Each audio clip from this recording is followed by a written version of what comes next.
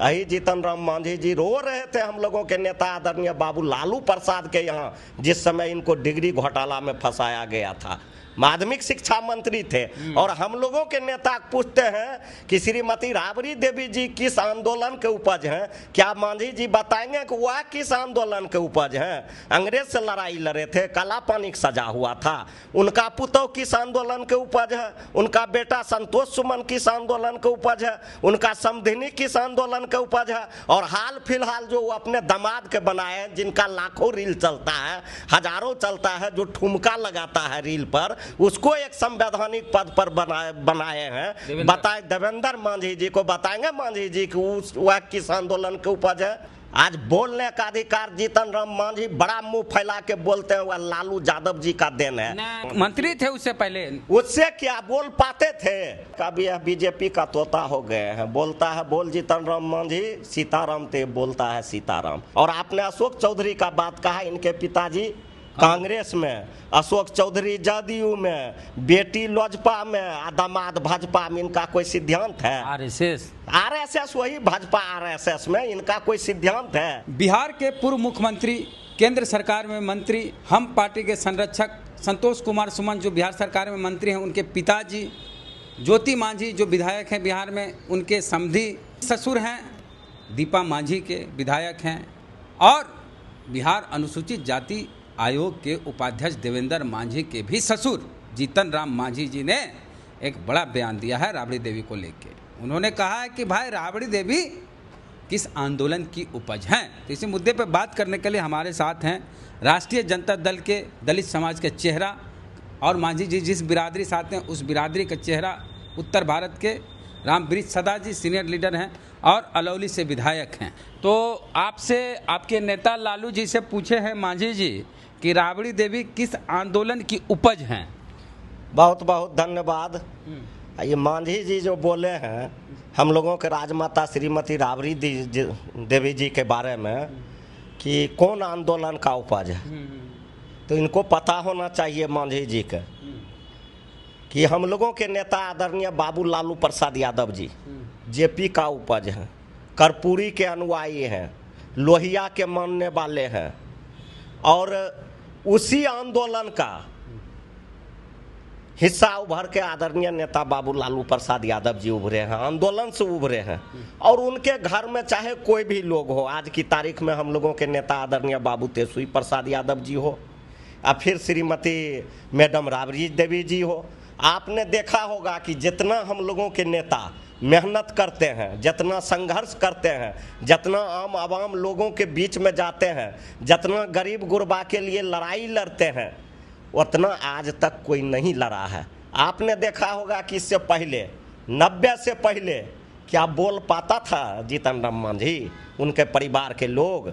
आज हम लोगों के नेता आदरणीय बाबू लालू प्रसाद यादव जी पर उंगली उठा रहे हैं। यही जीतन राम मांझी थे, उस समय हम भी राजनीति शुरू किए थे, ये हमसे पहले मंत्री मिनिस्टर बन गए, उस समय मंत्री थे।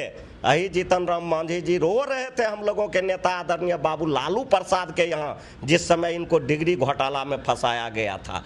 माध्यमिक शिक्षा मंत्री थे और हम लोगों के नेता पूछते हैं कि श्रीमती राबड़ी देवी जी किस आंदोलन के उपज हैं। क्या मांझी जी बताएंगे कि वह किस आंदोलन के उपज हैं? अंग्रेज से लड़ाई लड़े थे, काला पानी सजा हुआ था। उनका पुतौ किस आंदोलन के उपज है? उनका बेटा संतोष सुमन किस आंदोलन के उपज है? उनका समधिनी किस आंदोलन के उपज है? और हाल फिलहाल जो वो अपने दामाद के बनाए, जिनका लाखों रील चलता है, हजारों चलता है, जो ठुमका लगाता है रील पर, उसको एक संवैधानिक पद पर बनाए हैं। बताए देवेंद्र मांझी जी को बताएंगे मांझी जी कि वह किस आंदोलन के उपज है?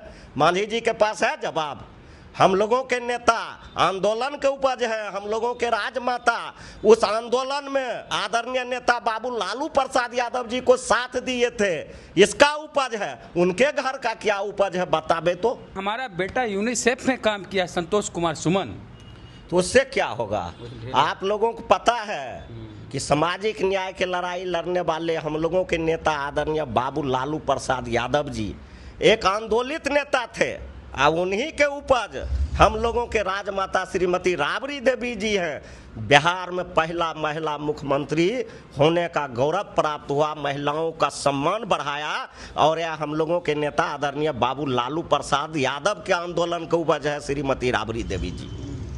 एक कह रहे गिल्ली डंडा खेलने वाले तेजस्वी यादव बिहार के उप मुख्यमंत्री बन गए। इनके कृपा से बन गए, मांझी जी के कृपा से बन गए। तो अपने बेटा के बना लेते उप मुख्यमंत्री, तब न समझते कि बड़ा नेता है।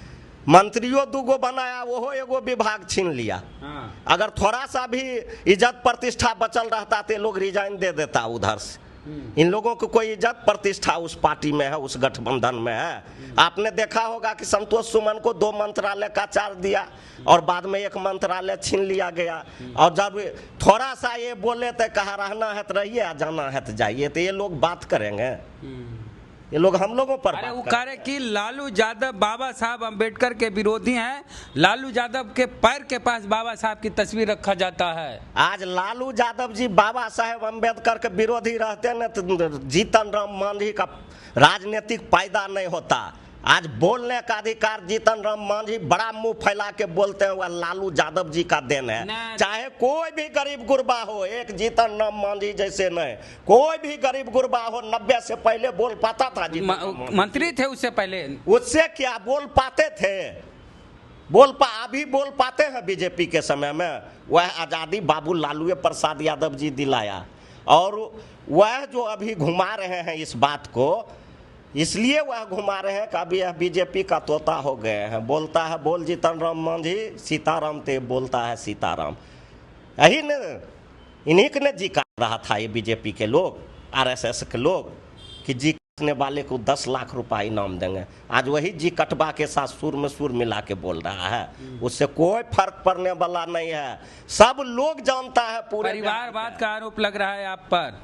क्या बोला जा रहा है कि ससुराल पार्टी हो गई है राजद। स से सुभाष, स से साधु, ससुराल, रा से राबड़ी, अल्लाह से लालू। उस समय गया। ये मनोहर पोथी जो पिछला पढ़ रहे हैं न, वो कैसेट अब खत्म हो गया। ये क्या कर रहे हैं? जीतन राम मांझी जी, संतोष मांझी जी, उसके बाद समधिनी जी, उसके बाद पुतौह जी, उसके बाद दामाद जी। ये कौन हर राजा हरिश्चंद्र बोल रहे हैं? ये भी तो उससे और 2 कदम आगे निकल गए। अभी जमाई आयोग की चर्चा बहुत है सदा साहब। सही बात है। बिहार में हम भी सरकार से मांग करते हैं कि जमाई आयोग का गठन होना चाहिए, और हम लोगों के नेता जो मांग किए हैं आदरणीय बाबू तेजस्वी यादव, उनका हम समर्थन करते हैं। जीतन राम मांझी जी का जमाई आयोग में उपाध्यक्ष, स्वर्गीय रामविलास पासवान जी का दामाद अध्यक्ष, और अशोक चौधरी जी का दामाद सदस्य। तो ये जमाई आयोग ने है तो क्या है?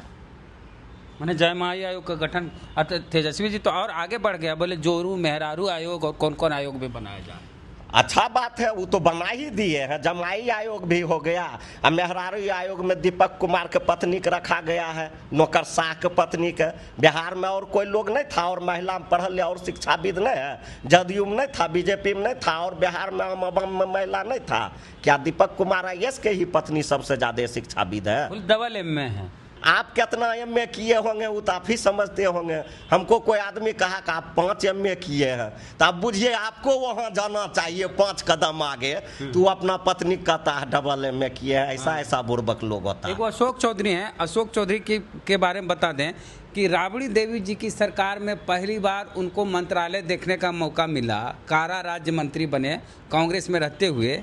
वही अशोक चौधरी कभी राबड़ी देवी को अनपढ़ बोलते हैं, लालू यादव को गाली दे देते हैं, और अभी वही अशोक चौधरी लालू यादव के छाती पे चढ़ने की बात कर रहे हैं अपने समधी के बारे में, आचार्य कुणाल किशोर के बारे में। तो लालू जी छाती पे चढ़ने लगे वही नेता जिनको कभी राबड़ी जी मंत्री बनाई थी। किसका औकात है कि हम लोगों के नेता आदरणीय बाबू लालू प्रसाद यादव के छाती पर चढ़ जाएगा? अभी वह बिहार में पैदा नहीं हुआ है।